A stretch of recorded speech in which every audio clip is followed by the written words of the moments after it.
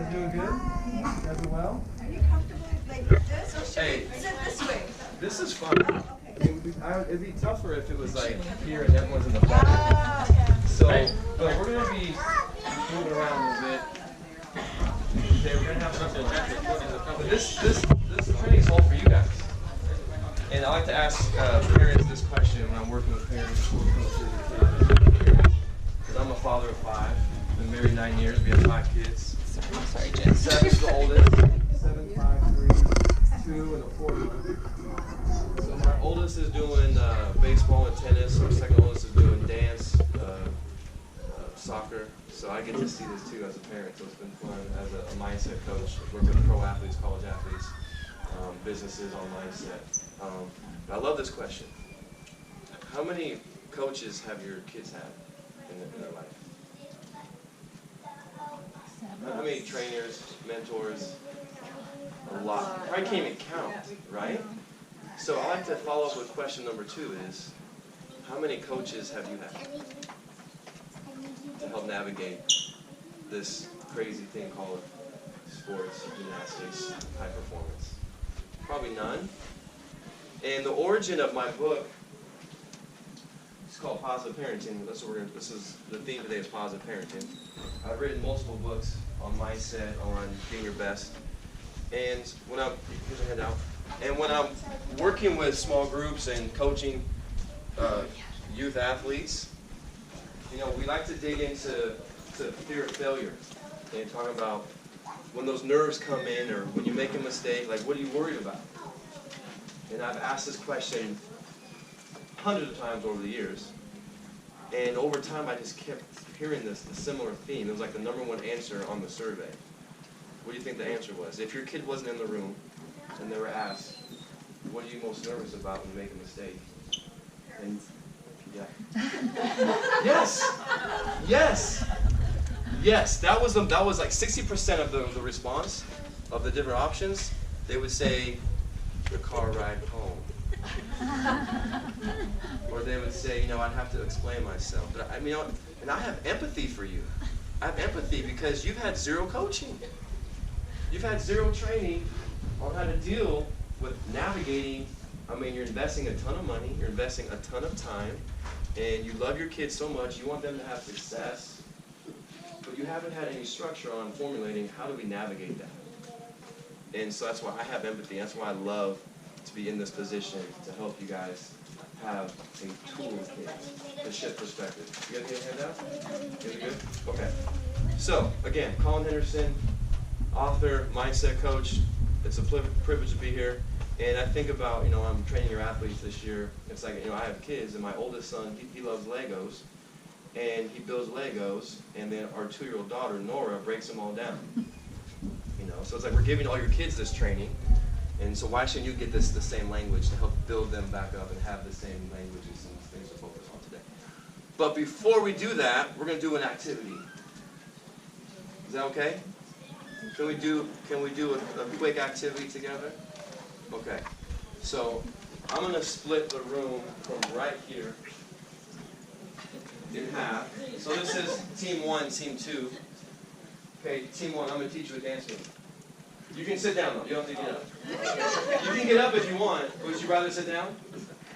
This is called the whoa. We're going to throw it up, catch it, and go like this. Throw it up, catch it. Throw it up, catch it, and kind of like that. Okay, everybody watch them do the whoa. Let's go watch them do the whoa. See you guys do it. Okay, now this group I'm going to teach you dab, X, flex. Dab, X, flex. Dab, X, flex. Okay, everybody watch group 2 do it. See you guys do it. Let's see it one more time. Not bad, not bad. So imagine being your kid as performers. Everyone's watching them in that moment. When was the last time you felt like eyes on you and you had to perform? You sometimes forget what that feels like. Huh? You have to perform. You have to execute. It's all right there. So if you ever have empathy, you kind of forgot. If you're an athlete, raise your hand. Back in the day still, yeah. Sometimes we get nervous.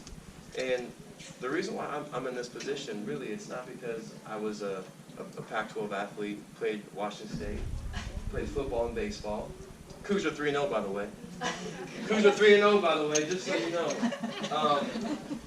And so I played, and not because I've authored books, and not because I mentor professional college and youth athletes. It's because I remember what it felt like. I'm in this position because my relationship with my father was not very good for a lot of years. My dad played quarterback at Washington State.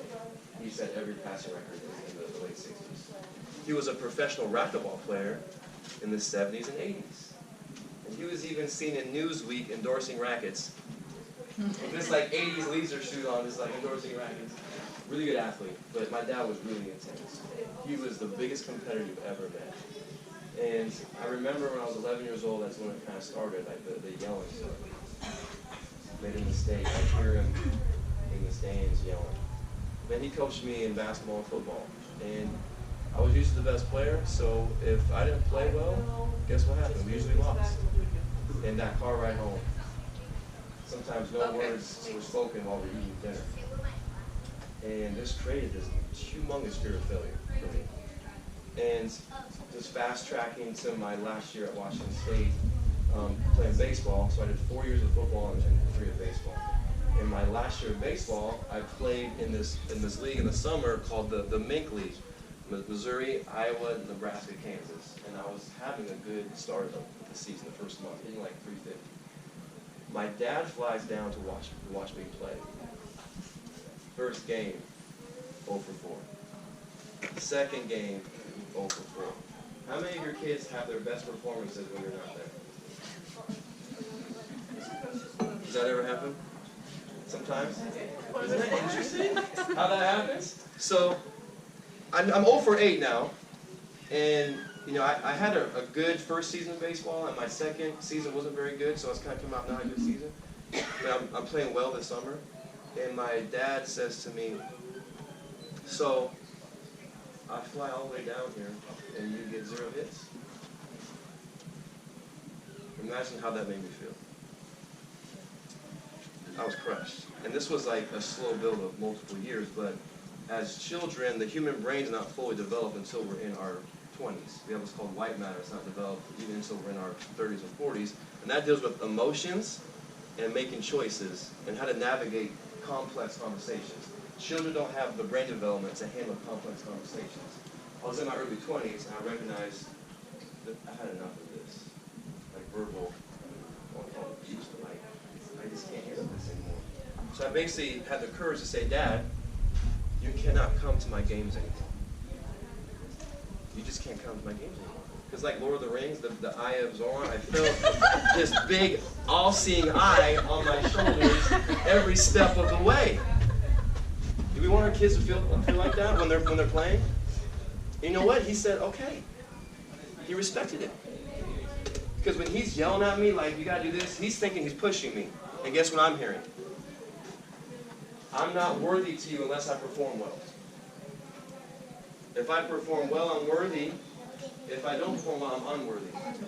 And that's creating a lot of stress in performance. And I go back to this question. When they invented the sport of gymnastics, basketball, football, baseball, do you think these creative people said, let's create a game that creates anxiety? What if we create a game that just really breaks up families? What if we created a game that really